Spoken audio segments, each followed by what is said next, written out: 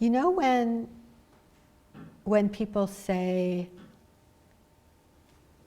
that they've been, like somebody was saying this earlier, like they've been waiting for something to happen for many, many years, and no matter what they do, it's not happening. And I was talking about the Parabola Karma of that.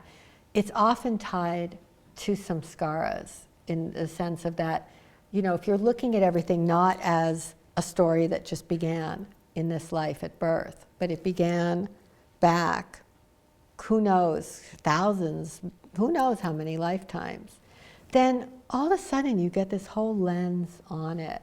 Like, I have a friend, and she's a wonderful artist. And yet, no matter what she's done in this life, almost nobody has seen her art. And this used to really torture her.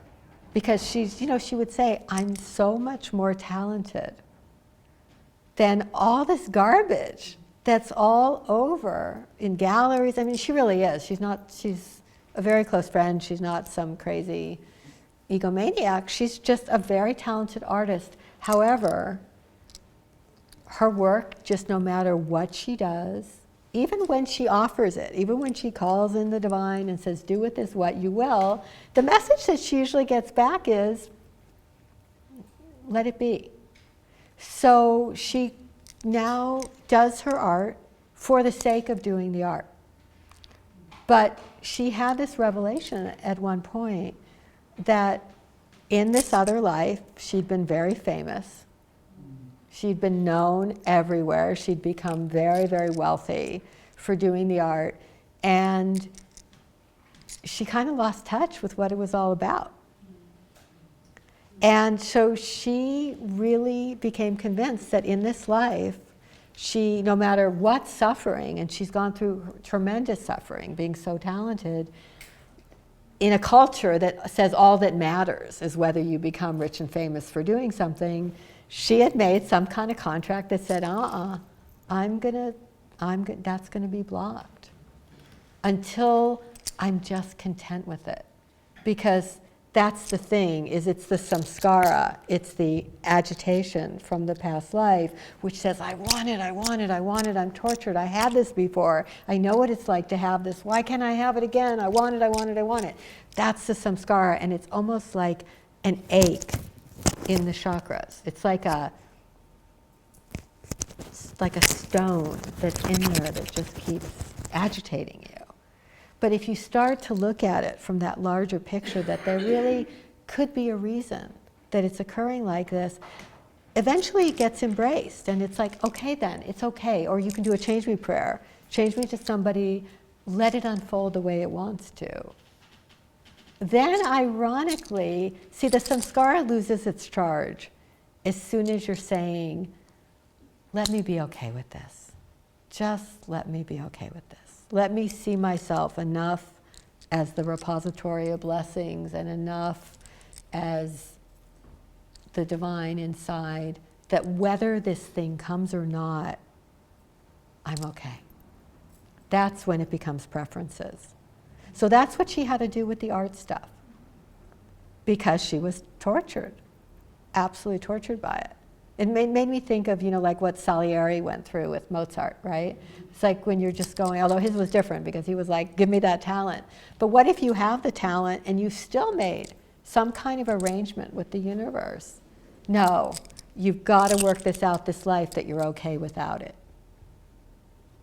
And everybody has their thing, despite the fact that The Secret says every option is available in fairyland for everybody. It's absolutely nonsense. And there is this Parabola Karma that means that if you align with it, then what your soul needs to take off, that's what this is actually about. This isn't about the shopping list for Cosmic Costco. It's that if you, if you align with the Parabola Karma, and if you say, use me, make me your own, use me, let the highest happen through me, then your soul will take off. That's the guarantee. Because then the agenda that the soul had decided on, not the agenda that the ego wanted, but the agenda that the soul had decided on, will then flower. And then ironically, whatever the samskaras are blocking, a lot of those can then happen. That's what's so ironic about this. You know, if the samskara said something like, you know, this one woman, she'd reached me because she always wanted a kid. I guess I'm thinking of kids now because of what we just, she'd always wanted a kid, and she never was.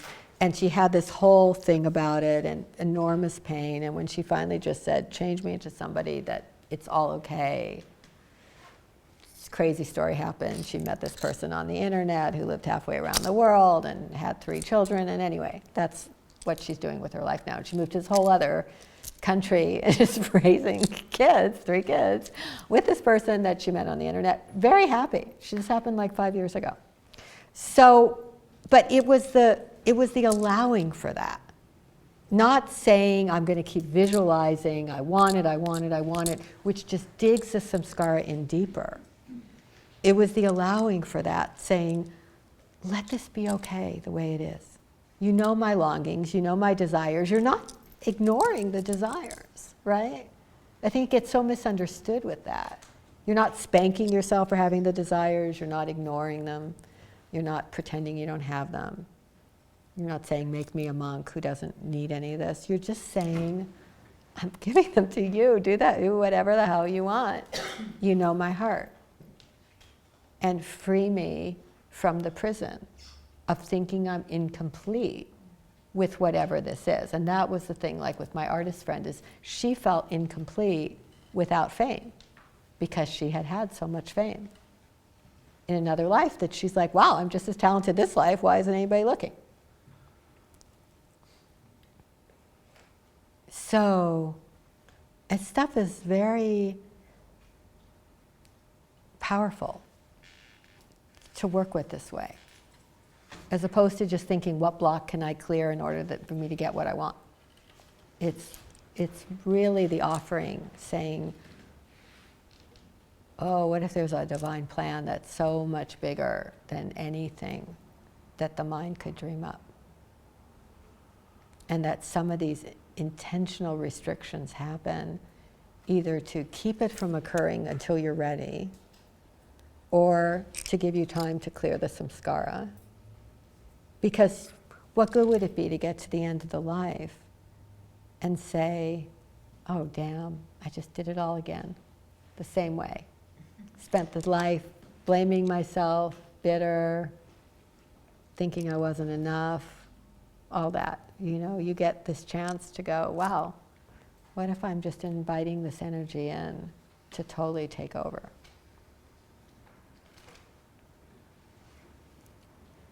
I think when I talk like that, I sound like a born-again Christian or something, but I don't mean to, because I'm really just saying that there's this larger agenda that is filled with surprises, so far beyond what that list could bring.